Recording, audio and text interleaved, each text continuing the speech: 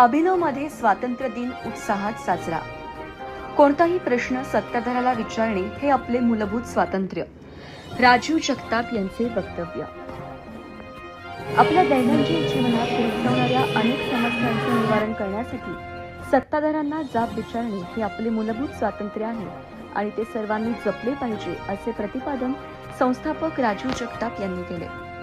आंबेगाव संकुलातील अभिनव एज्युकेशन सोसायटीच्या English medium school आणि ज्युनियर कॉलेजमध्ये 80वा स्वातंत्र्य दिन समारंभात केले.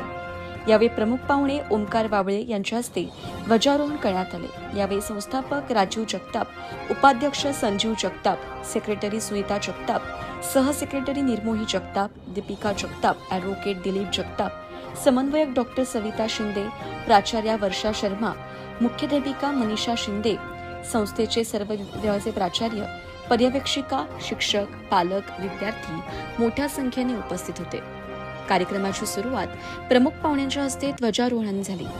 यानंतर देशभक्तीपर सांस्कृतिक कार्यक्रमाची सुरुवात पूर्व प्राथमिकच्या चिमुकल्या विद्यार्थ्यांनी देशभक्तीपर गाण्यावर नृत्य करून उपस्थित सर्वांची वाहवा मिळवली.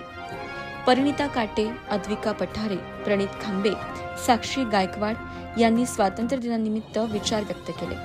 यानंतर संगीत विभागाच्या विद्यार्थ्यांनी सादर केलेल्या देशभक्तीपर गीताला पालकांनी भरभरून प्रतिसाद दिला. पाहुण्यांची ओळख आणि प्रास्ताविक कार्यक्रम अधिकारी विनोदकुमार बंगाळे यांनी केले. गौरी व्यवहारे, अवनीश कश्यप, रेवंत कुमार या विद्यार्थ्यांनी सूत्रसंचालन केले.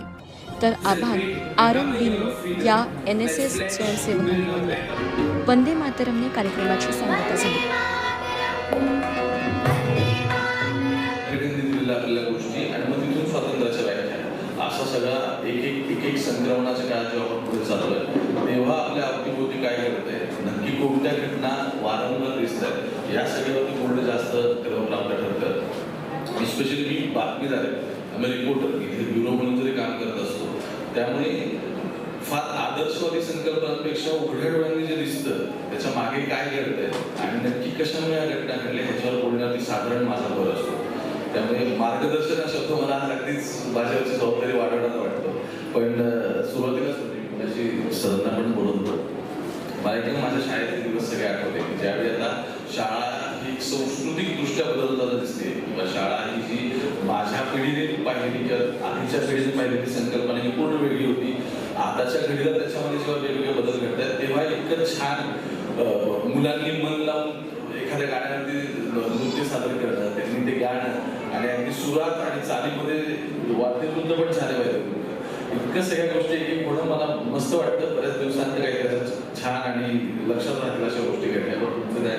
नक्कीच शिक्षकांनी बरेच कष्ट करून घेतले असं मी शाळेत होत आहे तेही सगळं एक चालायचं.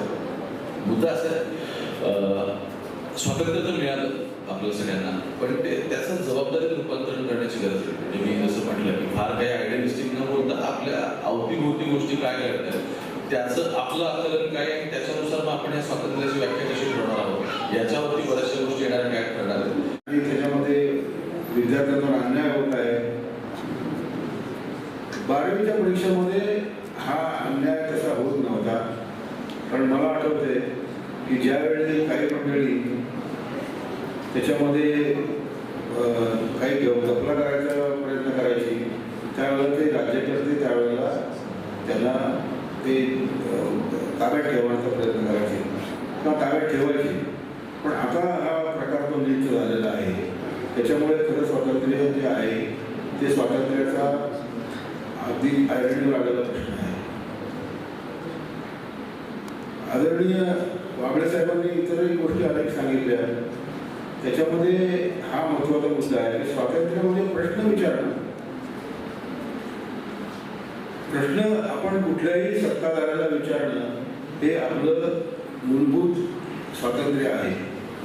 आणि ते जर आपल्याकडे हिरावं घेतलं जात असेल तर मग पंचायत मोठी आणि प्रश्न जर विचारता नाही आले तर मग कसं काय पुढे चालणार आपण. स्वातंत्र्याचा मूळ अर्थ जो आहे फ्रीडम ऑफ स्पीच तो जर आपल्याकडे हिरावून घेतला गेला तर या पद्धतीचं जगणं आपल्याला अतिशय क्लेशदायक होईल, अतिशय त्रासदायक होईल. मला असं वाटतं की आपल्या स्वातंत्र्याने आपल्या प्रजासत्ताकाने अनेक चढउतार पाहिलेले आहेत. त्याच्यामध्ये देखील हा जो पेज आहे किंवा हा जो काळ आहे तो निघून जाईल आणि खरं स्वातंत्र्य आपल्याला भोगायला मिळेल. निश्चितपणे अशी प्रार्थना करतो आणि आपल्या सगळ्यांना शुभेच्छा देतो स्वातंत्र्य दिनाच्या आणि थांबतो. जय हिंद, जय महाराष्ट्र.